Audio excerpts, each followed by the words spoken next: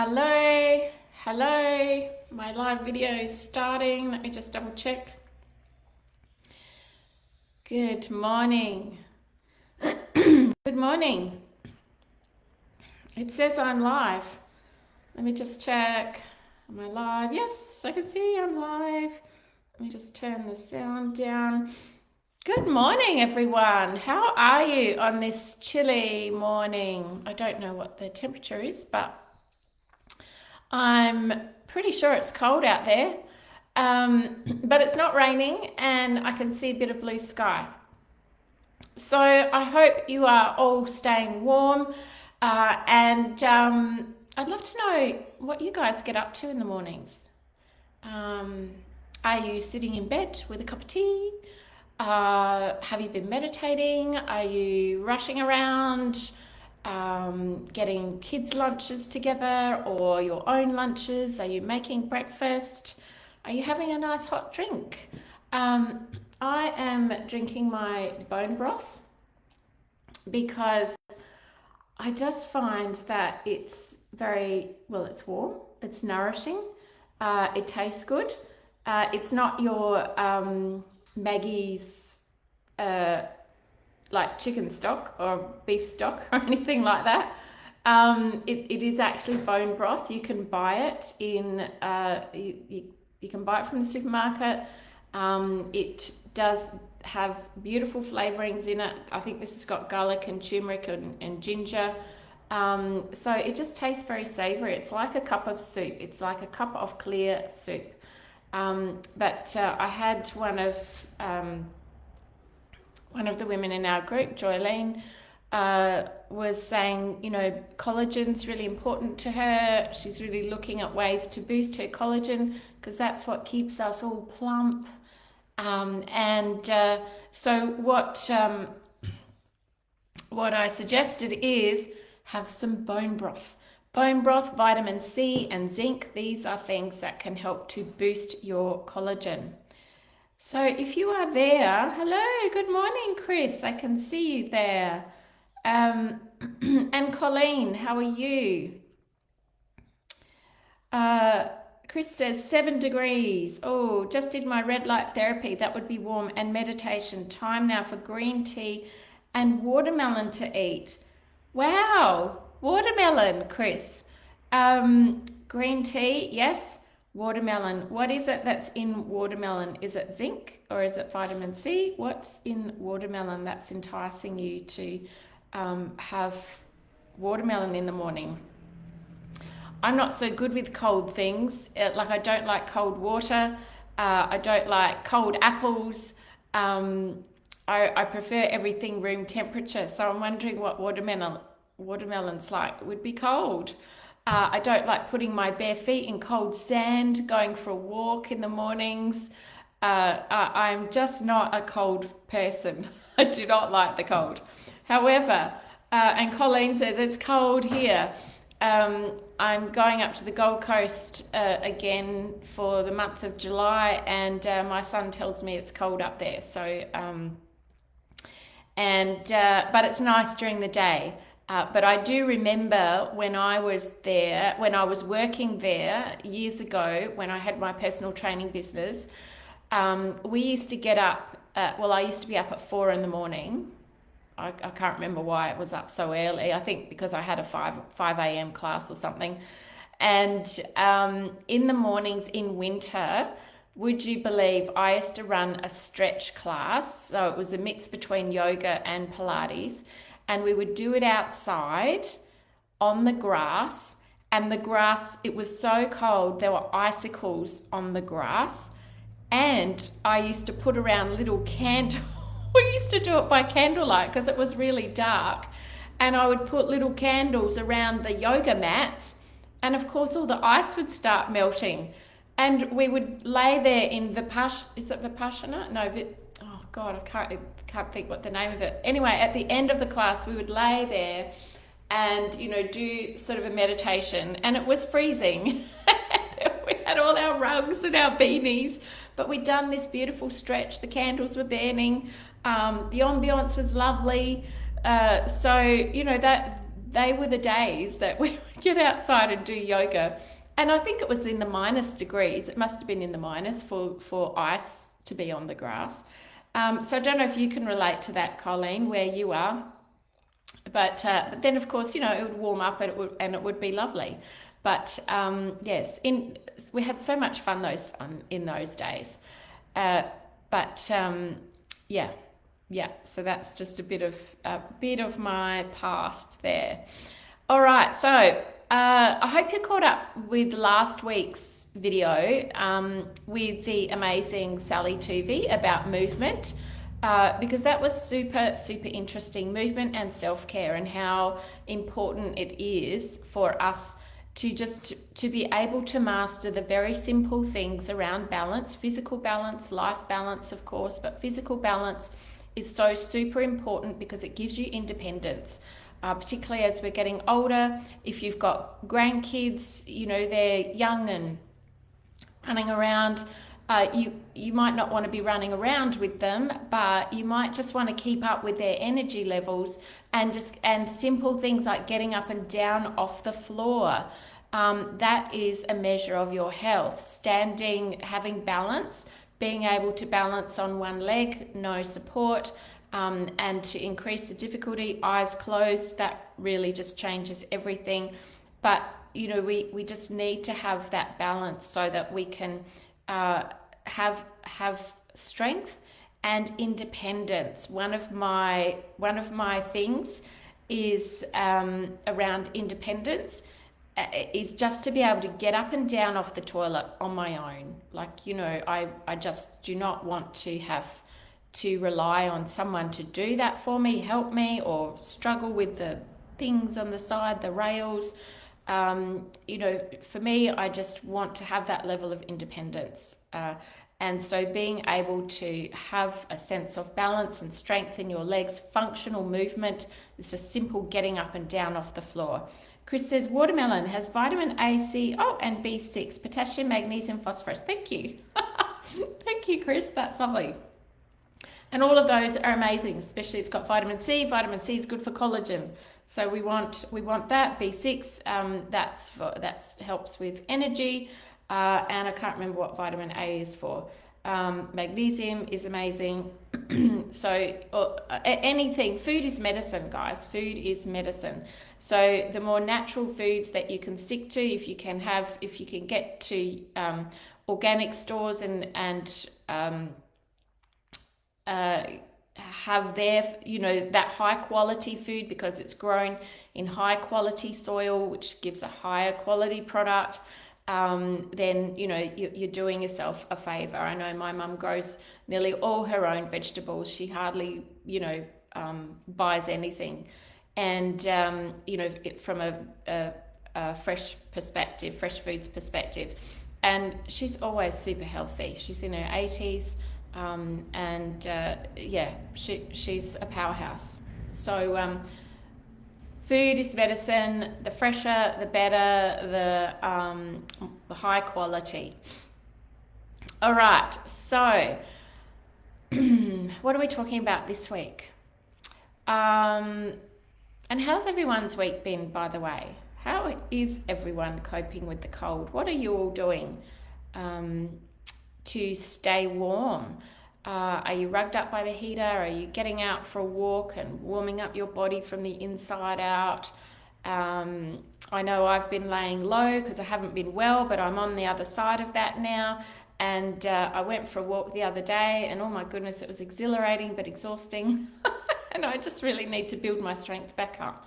But I'm super looking forward to getting out and about. So, and obviously staying warm and having, nice, warm, nourishing foods. Soups. I've been having a lot of soups this week. In fact, that's all I've been eating. Some beautiful, lovely soups with ginger and garlic and turmeric and cauliflower and,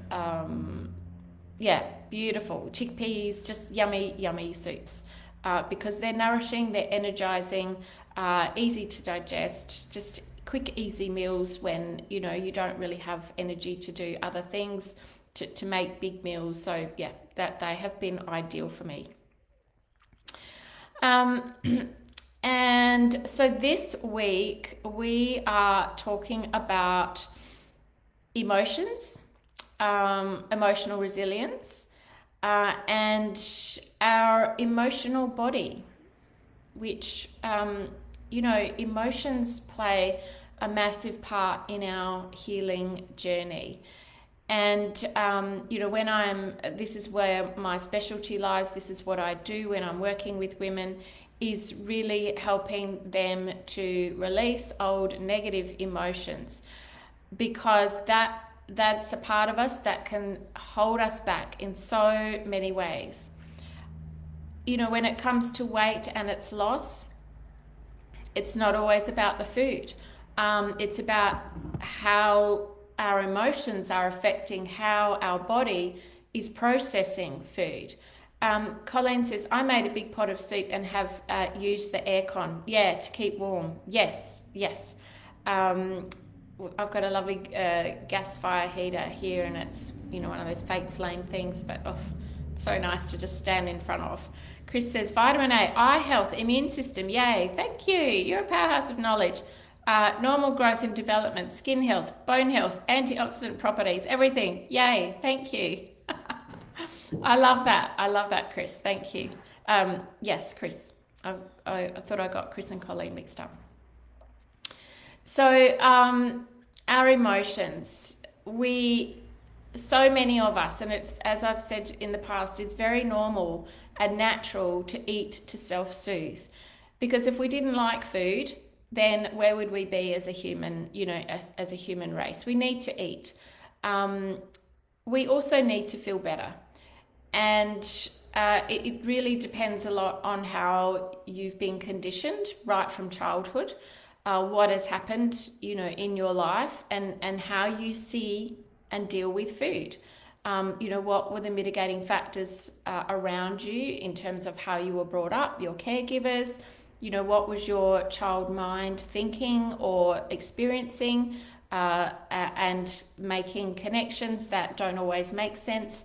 What all these things create a way of us to respond, and our level of emotional resilience in whatever way that is, but also our connection to food. So today, I really want to dive a bit more into that, because, and as I've said before, my journey with food was the enemy. I did not want food in my body. So I had a very disordered approach to eating and food in general. For me, because everybody is different, I didn't see food as soothing. I saw it as being a problem, and I didn't want it. But then that of course led to a whole, host of health conditions moving through my life. And so disordered eating and emotions, they were always high on my agenda.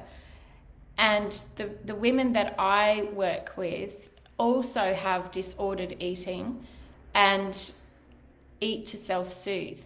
So it can be emotional eating, it can be binge eating. So I was a binge eater and purger.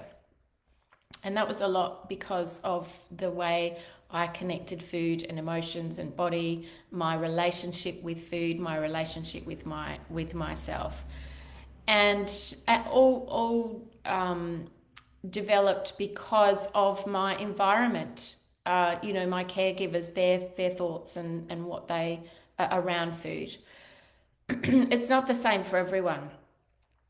But what I notice is with the women that have come to me, that food, their disordered eating is they're eating to self-soothe, emotional eating or binge eating because something's not right emotionally for them.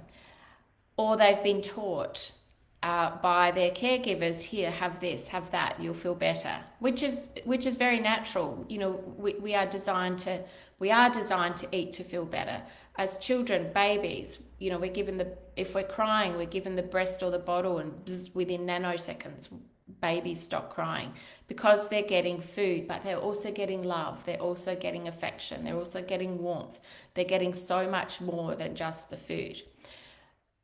But we have this internal switch, I suppose, that tells the body that when we eat, we'll feel better. And if we've been doing that over a period of time for reasons other than hunger, then it becomes a habit, and it can become an emotional habit. It can turn into emotional eating. So what, when I work with women, I'm really helping them to resolve those old negative emotions, the reasons why they're turning to food to self-soothe, because food and weight gain is never the problem. It's just the symptom of something else that's going on. And that's why we really need to get to that root cause. It's the root cause. It's the thing that drives the behavior that we need to deal with, rather than food restriction.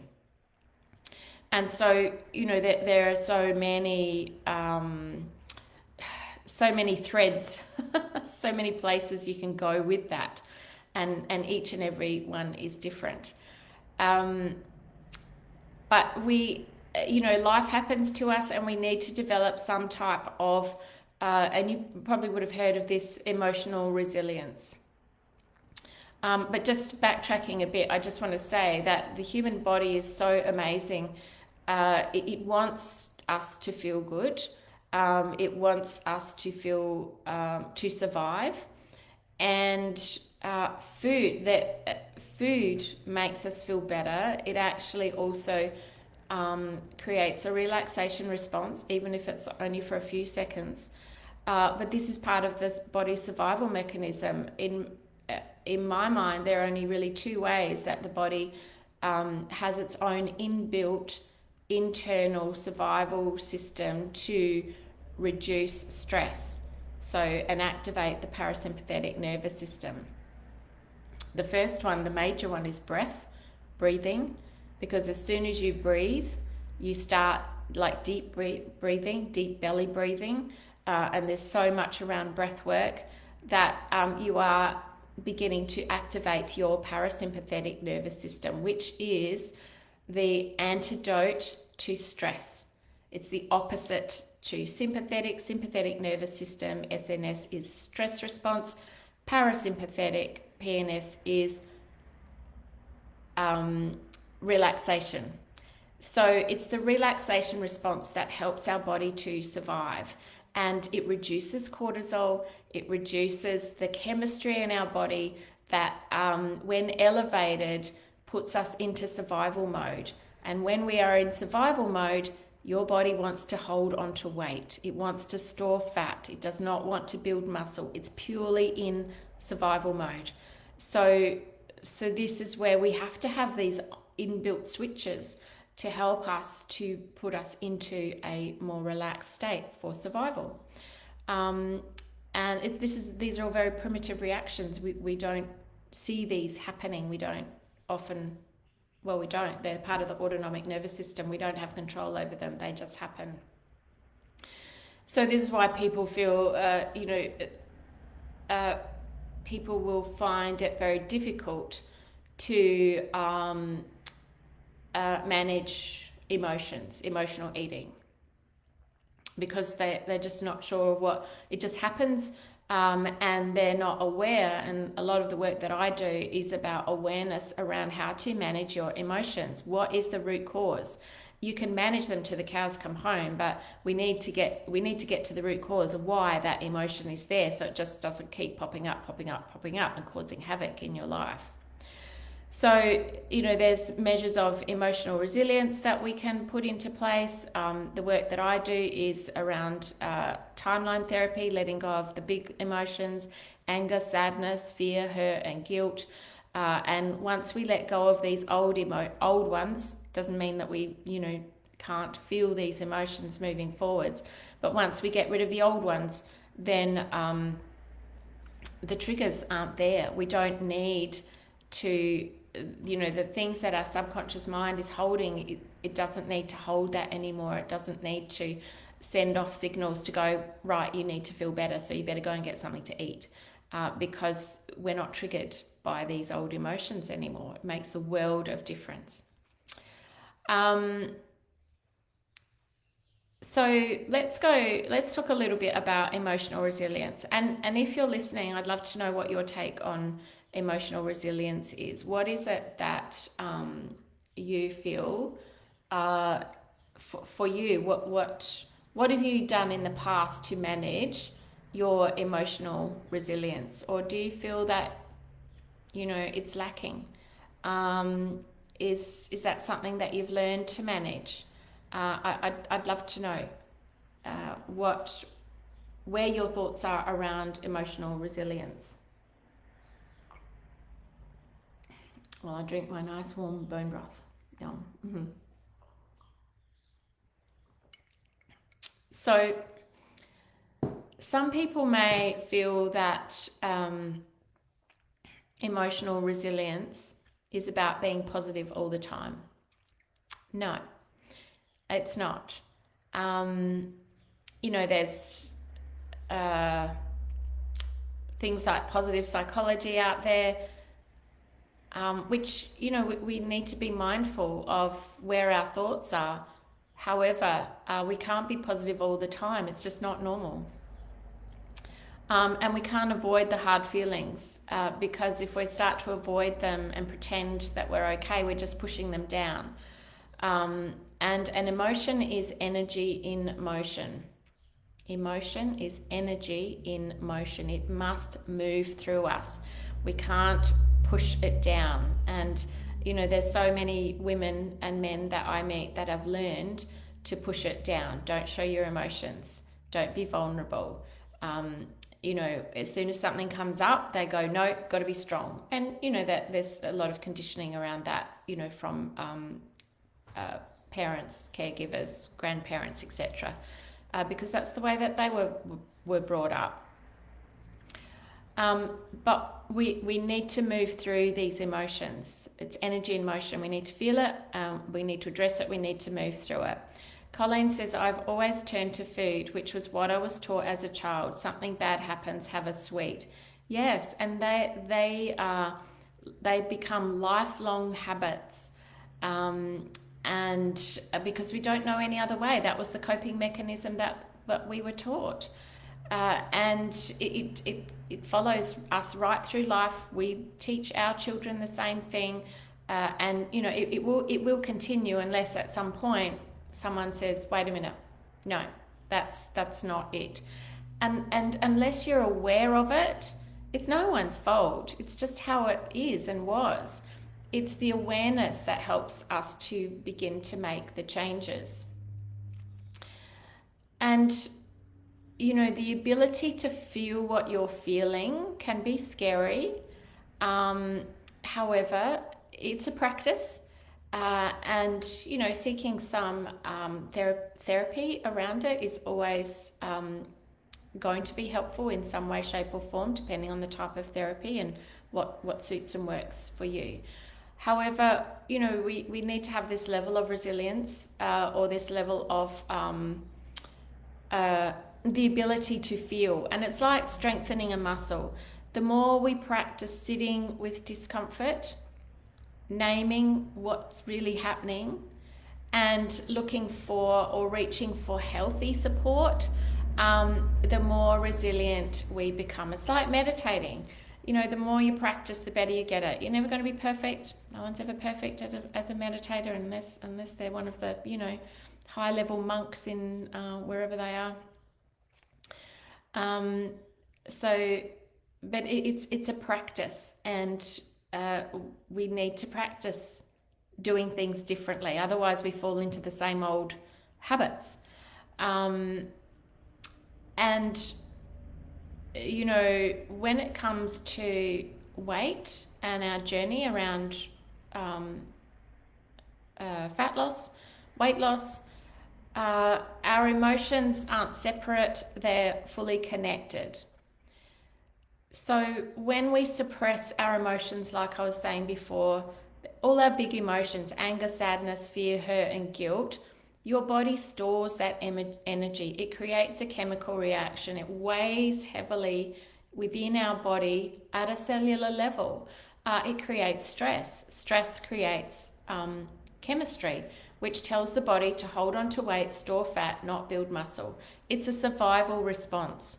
And of course, when we're holding emotions, we're just, it's all grumbling around in the background. We're moody. You can tell when someone's not happy. You can feel the energy, which is not good. And it creates tension, fatigue. It will, all these different chemical reactions in our body will increase inflammation. All of that raises your cortisol level, like I said, which is the fat storing hormone. It does a lot of things, and we need to have cortisol. It wakes us up in the morning, so we need to have it for that. It does so many good things. However, if it's always elevated and raised, it's not good. There's no balance there. So over time, like I said, emotional eating can become a habit. And it's not because you're weak-willed, you don't have willpower, or whatever else your mind is telling you, that you're bad or it's shameful or whatever it is. It's because that's the way your brain learned it. Your brain learned how to self-soothe, and that's how it is. But it doesn't have to be that way, because when we're aware of what's happening, we can start to make the changes. So, there's nothing wrong with us. We're not different in any way. We've just learned a different thing in a different way to someone else. And every brain is different. Every mind is different. Two, set of twins, two people in the same home, two, siblings, that they would have been brought up exactly the same, but one does something differently than the other. It's because fortunately we're all individuals. We process things very differently depending on what we've seen, what we've heard, what we've experienced internally. And our habitual responses are programs. And they've been on repeat for years. How long? Some of us in our 50s, 60s, we've been programmed. And so the same thing has been going on in our head for all those years. And we've dealt with it the same way because we just didn't know. But it doesn't mean that it can't be changed, because it absolutely can be reprogrammed. Neurolinguistics, neuroplasticity, the plasticity of the mind, neurological plasticity. We can change. The mind is so amazing. It can change, and we can change it. It's interesting that we think that we can't do things, but we can. Can't is the process of not. I can not. So you've just told yourself I can't, but you can.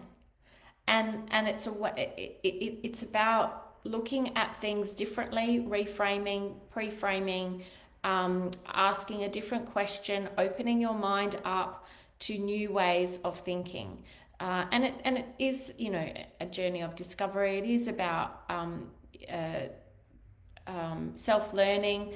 You guys here that are in this group, you've been learning for the last 3 months different things. Some of you have been with me for even longer. And what you know now is so much different to what you knew before. And it doesn't mean that we take it all in and it all stays there either. It's practice. It's like rote learning. And the more you put yourself into a position of learning new things, then the better you get at retaining it. The more repetition you put into it, the easier it becomes to retain it. This is why always practice, and always practice kindness and compassion to yourself. If you don't get it right the first time, the second time, the 10th time, the 20th time, the 50th time, you're getting better at it. You just keep working at it. It's practice. And the reasons why you do things change. So, you might go, oh, I actually don't need to do that anymore. Whatever it is, Everything changes. Nothing remains the same. It's the law of impermanence, which is part of a Buddhist philosophy, that nothing's permanent. Everything, the law of impermanence means that everything changes. Things grow old,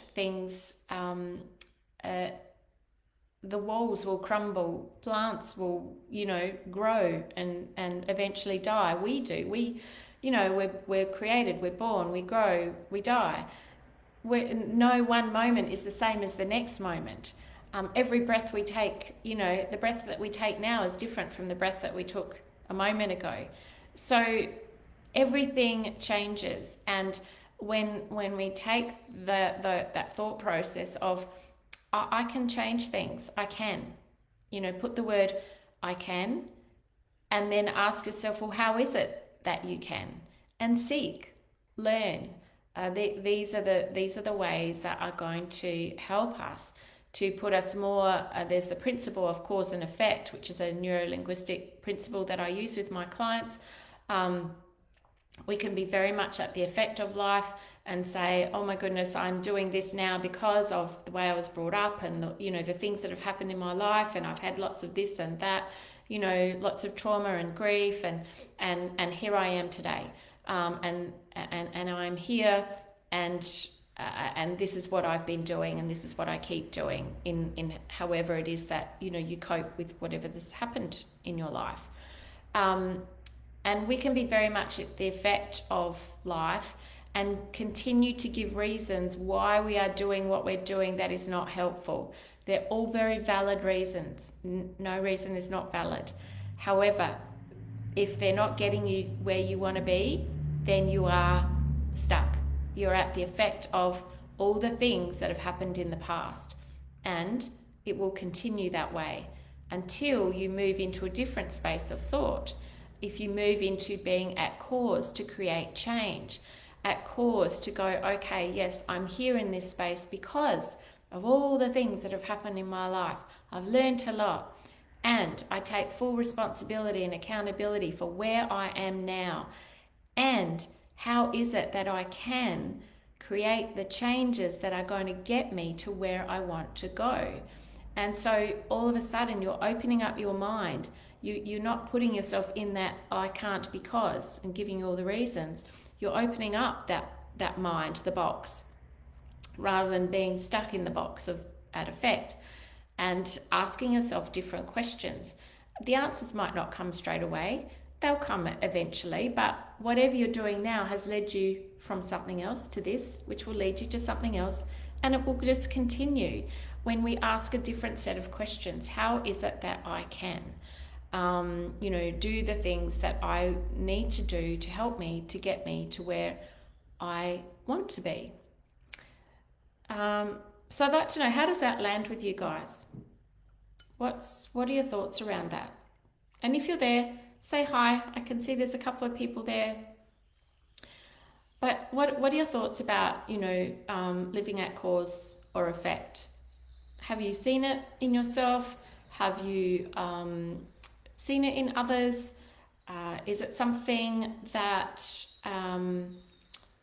you think that may help moving forwards to shift things? I'd love to know.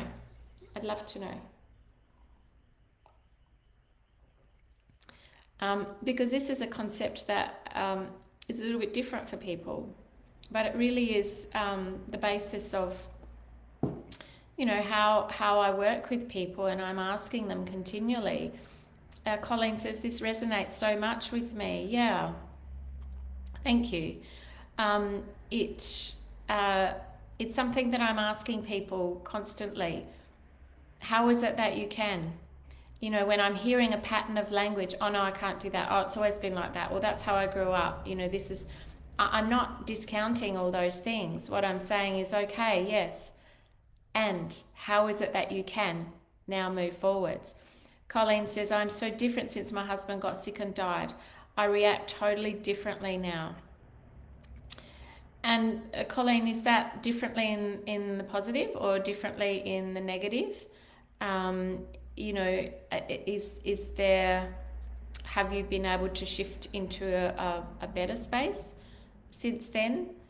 Um, and, you know, these things, when we start shifting into a different space, a better space, are totally worth celebrating and totally worth acknowledging, and totally worth, you know,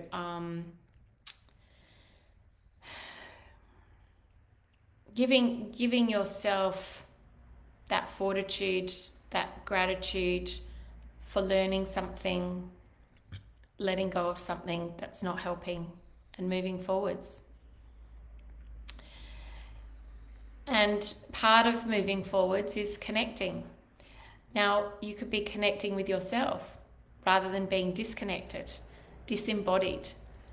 Become embodied, connected with your own mind and your own body. Listen, notice what's happening. You can be connected with other people who are moving in a direction that you would like to move in. So, and this is one of the fastest ways that we can begin to regulate our emotions. Colleen says, positively, I know, except that some things are beyond my control. Yeah. Hey, hi Ada, how are you? Being more open-minded, seeing a different me. Yes, that's amazing. We get used to a picture of ourselves and a snapshot of ourselves, and we carry that.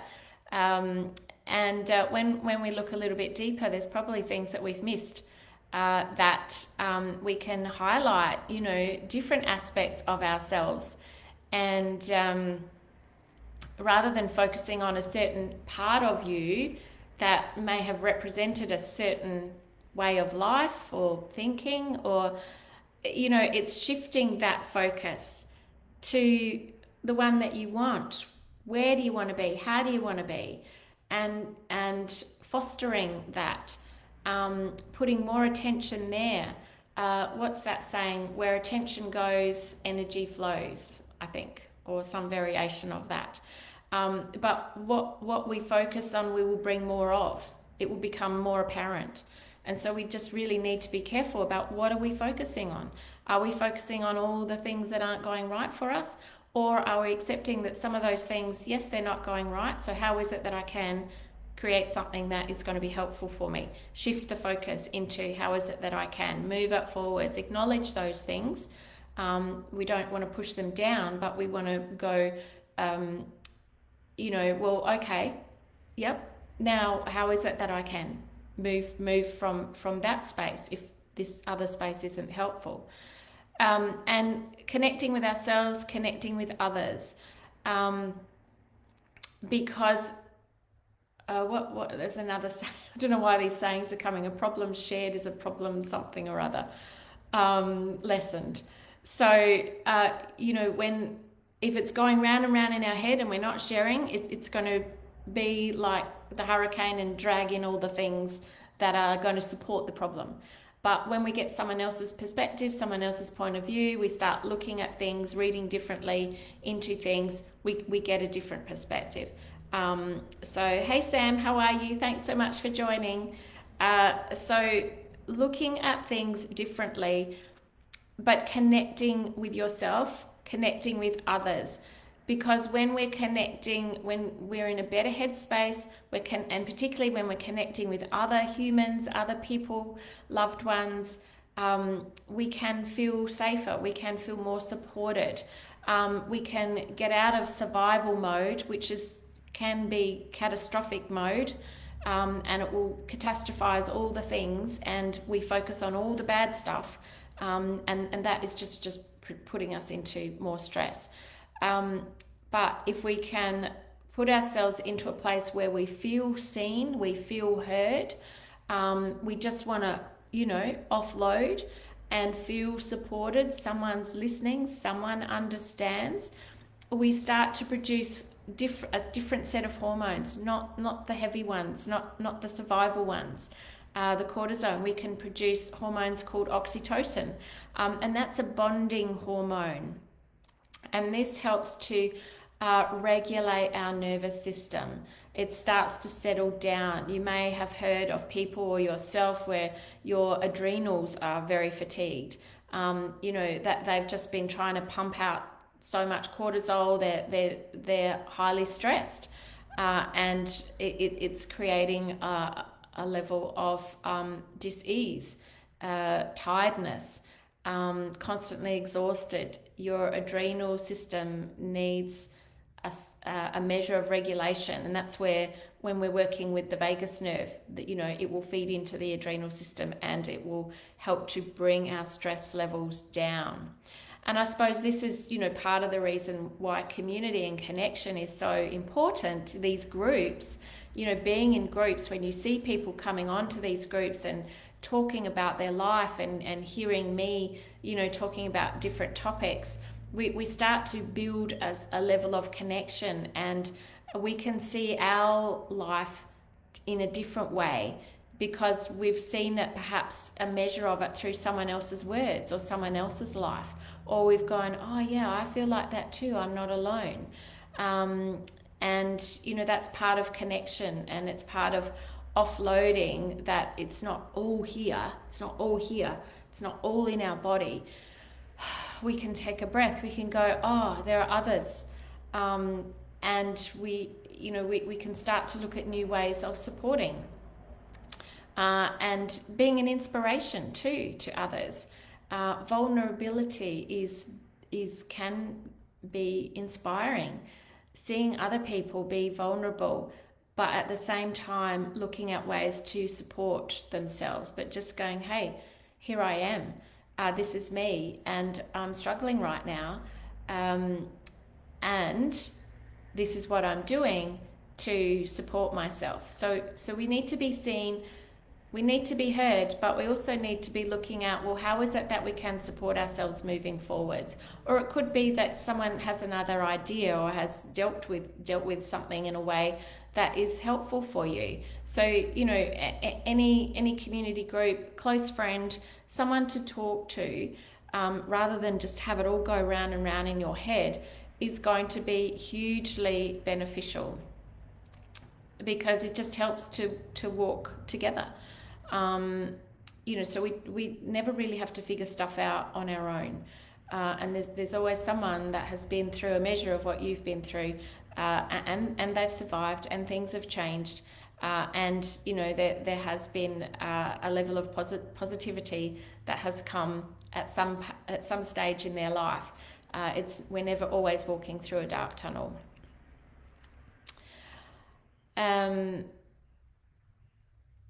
So what are some ways that we can support ourselves? And I would love to know from you guys watching, how is it that you, what are the things that you do?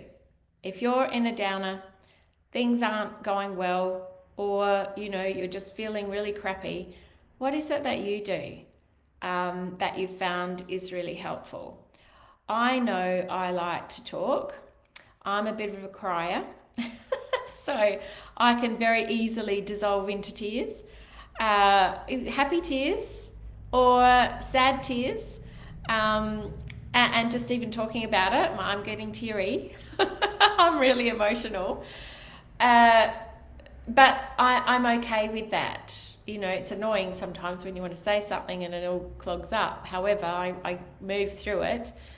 But I am an emotional being. I like to show my emotions, and I feel so much better once I have, because when we bottle them up, they control us. When we can just say, I feel this, I feel that, I feel overwhelmed, I feel unsupported, no one's listening to me. When we can say all these things in a safe space, and sometimes, we might have to pre-frame with the person that we're saying these things to, and we might not want a solution. We just want to offload. And you can say that to people. You say, look, I just need a sounding board. I just need to go bleh. I don't need any answers. I just need to get it off my chest. Or you can journal or write it down, because once we see it on paper, once we hear the spoken word, things diffuse, they change. But if they're rattling around in our head, they can get bigger and bigger and bigger. So you can just ask yourself a different question, or ask yourself, what am I feeling right now? What am I feeling right now? And you can write it down. Colleen says, I've learned that it's okay to cry, yeah, but I like to go for a walk and I talk more now about how I feel. Amazing. How wonderful is going for a walk? Oh my goodness. I always feel energized, inspired. My mind is clearer. I get all these bright ideas. I can breathe it out. It's part of grounding. One of the best places to go for a walk is at the beach. Barefoot on the sand. I don't like cold sand, so I wouldn't do barefoot on the sand, but anyway, I will go. But it's just the being around a large body of water holds a lot of negative ions, which are actually help to dissolve the free radicals, the positive, the ions in your body that aren't helpful. So whenever you are connected with earth or water, in some way, shape or form, it's helping to diffuse the free radicals in your body. It's just, it's very ancient medicine. I don't know if you've ever, and I've done this before when I've been feeling really sick, if the weather's fine and I've got nice grass to lie on, or just walking in grass, I feel so much better. And that, that is the essence of grounding. So you will just feel so much better. So reaching out to someone is also another way to help with your, practically to strengthen your emotional resilience. Connect with someone. Like I said, they're not there. You don't want them to fix you. You don't want them to solve anything. They might come up with some things, but you just want to chat. You just want to talk. You just want to get it off your chest. It helps to soften our nervous system, and the connection will help us feel better faster than isolation will. Sitting there alone, even though it's not always possible to sit with others, however, always try and get on the phone with someone. Be with someone if you need to offload. Something that you can do is write down 3 wins every day. I know when I was going through a particularly tough time with the kids, they were little, single mum, we had a gratitude jar. And so I would get them to write a little note, fold it up, put it in a jar. And I would write things down. When something was, I was feeling good about something, I'd write it on a little note, fold it up, put it in a jar. When I was having a tough time, I would reach for the jar. And the number of times that I got the kids, I don't know, they were, 10 or 12 or something. There'd be little things like, I love you, mummy. And my heart would melt and I'd burst into tears. But they were good things, So they were little reminders. Because once if I'd written something down, I would open it up and it was an instant memory back to that. Oh, I remember that. So it would shift my mood. A gratitude jar, writing something down at the end of the evening, going to bed and saying, gratitude. I say thank you, thank you, thank you for anything that comes to my mind. Thank you for my life, my children. Thank you for my work. Thank you for my home, my business. Whatever it is, I will say thank you, thank you, thank you. So much better to go fall into a lovely deep sleep in gratitude rather than stewing in worry and dis-ease, discontent. What else can we do?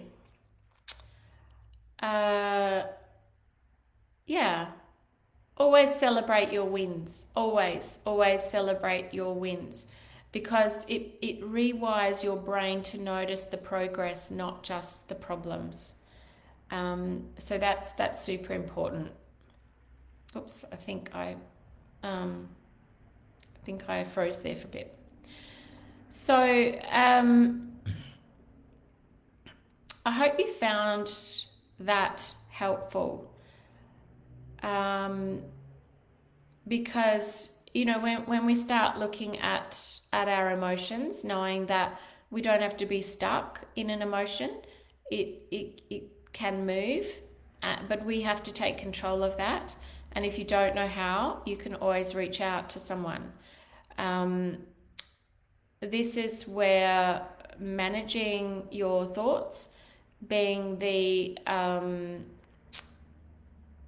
guardian of your thoughts, is super, super important. That's why those little techniques, that stop technique that I've taught you before, is just so powerful. Stop. If you've got a nasty negative self-talk going on in your head, stop and change the thought. We have the incredible ability to do this. We can change it. And we can create our own level of emotional resilience. It's just like building a muscle. We need to practice. And notice this week, I want you to begin to notice what are the things that are going well for you. What are the things that you can do, that you can choose more of. Colleen said, try this was exactly what I needed to hear today. Thank you, Suzanne. Spot on as always. Oh, fantastic, Colleen. I'm so glad. There's been times when I haven't got on to calls, and I've gone, oh, okay, I'll get onto this call. Whether it's with a coach or whether it's, I don't know, something. And then I think, oh my goodness, I'm so glad I did, because that's what I got out of it. I needed to be on this call. It's the times when you think, oh no, I won't. And then you hear about all the amazing stuff that happened on the call and you go, oh, I should have been on that call. So I'm always glad, even though in my mind I will go, oh, I don't, do I have to? I know that I came to wherever I was for a purpose and a reason. I know that I started something, I started a program, or I started working with someone for a reason, that I need to be there because there's something that I will hear that I need to hear in that moment. So, when you're thinking, oh no, I'll just catch the replay or whatever it is, sometimes it is that you need to hear it right in that moment. And it's uncanny how things happen. I meant this was, yes, yeah, thanks, Colleen. So, it's just, it can be quite uncanny when we are listening to things that we just need to hear in exactly that moment. So for the rest of the week, I want you to know that, you can build your emotional resilience. You can practice. Meditating is or breath work, or just sitting, with focusing on something, sitting in gratitude, focusing on your breathing, listening to a guided meditation. Something is so important to build strength of your mind muscle. So I'd encourage you to do that. There's lots of apps. I've got some hypnotic audios there. I might pop one in, a new one that I've done about creating change, because if there's something that you want to change in your life, then your subconscious mind knows what you know what you want to change, and just in listening to creating the change, you start to build a different set of thought processes and patterns that will drive you towards, or shift you towards that change. So spending time meditating, listening to hypnosis is always going to support your mind and build that muscle. Know that, in summary, that you've only ever been doing what your mind was trained to do. You trained it, and that's okay. The beautiful and best part is that you can retrain it. Just like a little puppy, just requires a bit of practice, a bit of patience, and lots of love and care. I've been looking at, I don't know if you've ever been on any of the RSPCA feeds. There was one this morning, all these cute little puppies. Oh my God. And they're just running around and they're just doing their own thing, and then they just sleep and they're cute and cuddly, and you just go, oh wow, the mind is a bit like that. It'll run off all over the place. And then you can bring it in just like a little puppy, and then it will be calm and settled. And it's practice. We just got to practice these things. So next week is our final week of our 90 days, final week. We're going to be designing a life blueprint. So this is going to be a personal, sustainable plan that locks in everything that we've been doing over the last 3 months. So that is going to be a bit exciting. You guys have come a long way, and I would really love for you to start doing a bit of a reflection on, well, how far is it that you have come over the last 3 months? What has changed for you? What's different? What have you learned? Not just, the physicals in your body, but in your mind, in your heart, in your habits. Like what is it that has changed for you? For next week, this week is practicing resilience, but have in the back of your mind, okay, we're going to start looking at how far you've come to build that plan for you, moving that blueprint, that life blueprint, moving forwards. So, does anyone have any questions? Did what we talk about today, I know it resonated with you, Colleen, thank you.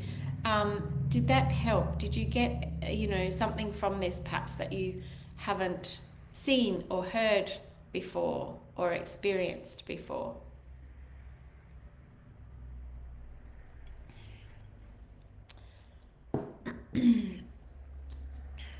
And, even if you're watching the replay, just pop in a hashtag replay. I'd love to know, what is it that you got out of today?